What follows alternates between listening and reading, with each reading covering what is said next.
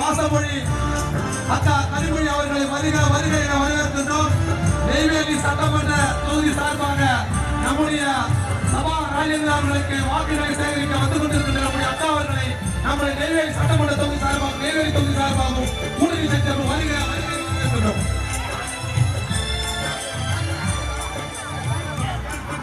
Set ஆகணும் set ஆகணும் set ஆகணும் செட் ஆகணும்.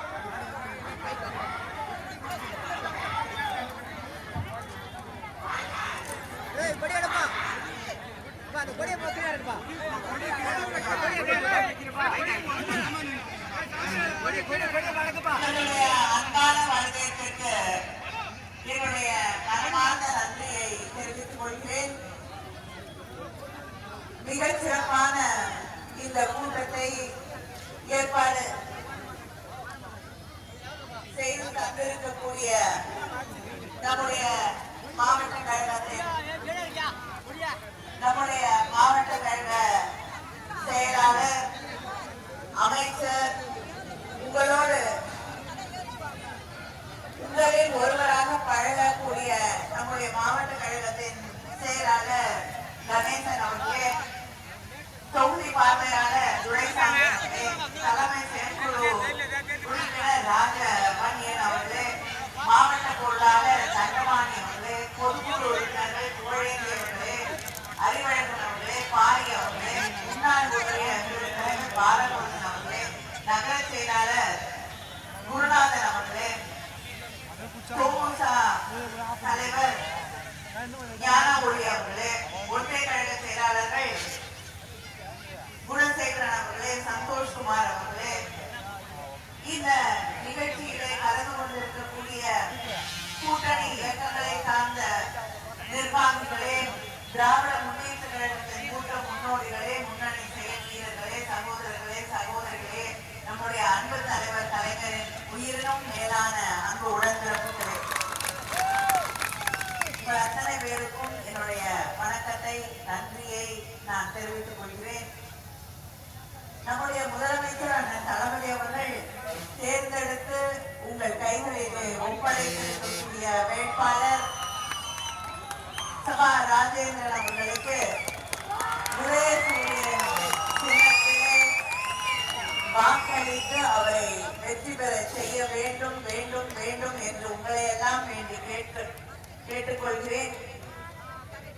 நம்முடைய சட்டமன்ற உறுப்பினர் ஏற்கனவே 2 முறை உங்களோடு பணியாற்றக்கூடிய வாய்ப்பை பெற்றிருக்கக்கூடிய ஒருவர் மீண்டும் அவருக்கு வெற்றி வாய்ப்பை அளித்து உங்களுக்காக பணியாற்றக்கூடிய அந்த பொறுப்பை உதயசூரியன் சின்னத்திலே வாக்களித்து அவருக்கு வழங்க வேண்டும் என்று உங்களை எல்லாம் வேண்டி கேட்டுக்கொள்கிறேன். நாம் நம்முடைய முதலமைச்சர் அண்ணன் தளபதி அவர்களுடைய பெயரை சொல்லி தமிழ்நாட்டுக்காக பாடுபடக்கூடிய முதலமைச்சர், தமிழ் மக்களுக்கு தந்திருக்கக்கூடிய வாக்குறுதியெல்லாம் நிறைவேற்றி தந்திருக்கக்கூடிய முதலமைச்சர், தமிழ்நாட்டை பாதுகாக்கக்கூடிய ஒரு முதலமைச்சர், நம்முடைய பிள்ளைகளுடைய எதிர்காலத்தை எல்லாம் ஒரு சிறப்பான எதிர்காலமாக மாற்றி தரக்கூடிய முதலமைச்சர் என்ற அந்த உரிமையோடு வந்து மக்களிடம் வாக்கு கேட்கிறோம். ஆனால் அதே நேரத்திலே நம் எதிரணியிலே கூட்டணியிலே இருக்கக்கூடியவர்கள் யார் என்பதை நாம் சிந்தித்து பார்க்க வேண்டும். அத்தனை பேருக்கும் தெரியும், நேற்று செய்தி பார்த்திருப்பீங்க தொலைக்காட்சியில. நேற்று நாடாளுமன்றத்துல என்ன நடந்ததுன்னு அத்தனை பேருக்கும் தெரியும். பாத்தீங்களா பாத்தீங்களா பாத்தீங்களா? தலைவர் கலைஞர் அவர்கள் உங்களுக்கு டிவி கொடுத்திருக்காரு நாடாளுமன்றத்துல என்ன நடந்ததுன்னு பாக்குறதுக்காக. நேற்று நாடாளுமன்றத்திலே எதிரணியில இருக்கக்கூடிய பிஜேபி அவங்களுக்கு தான் நம்ம எடப்பாடி அவர்கள் சப்போர்ட் பண்ணிக்கிட்டு அவங்க சொல்றதுக்கெல்லாம் கை கட்டி தலையாட்டிட்டு நிக்கிறார். சரியா? அப்படிப்பட்ட ஒரு கூட்டணி நேற்று நாடாளுமன்றத்துல என்ன செஞ்சாங்க? திடீர்னு தேர்தல் நேரத்துல நாடாளுமன்றத்தை கூப்பிட்டாங்க. 3 நாள் அழைத்து எல்லாரும் இங்க போக மாட்டோம்னு நினைச்சாங்களா என்னன்னு தெரியுது. தேர்தல் நடக்குது, நம்ம என்ன மசோதா கொண்டு வந்தாலும் எதிர்கட்சியில இருக்கக்கூடியவர்கள் வரமாட்டாங்க எல்லா மசோதாவையும் அங்க கொண்டு வந்துடலாம்னு நினைத்திருப்பாங்க. ஆனால் நாம் தலைவர் கலைஞர் அவர்களின் வழியிலே வந்தவர்கள், பேரறிஞர் அண்ணாவின் வழியிலே வந்தவர்கள், நம்முடைய முதலமைச்சர் அவர்கள் தொடர்ந்து சொல்லிக் கொண்டிருக்கிறார். மாநில உரிமைகளை காப்பாற்றுவோம், அதற்காக போராடுவோம் என்று சொல்லக்கூடிய நம்முடைய தளபதி முத்துவேல் கருணாநிதி ஸ்டாலின்.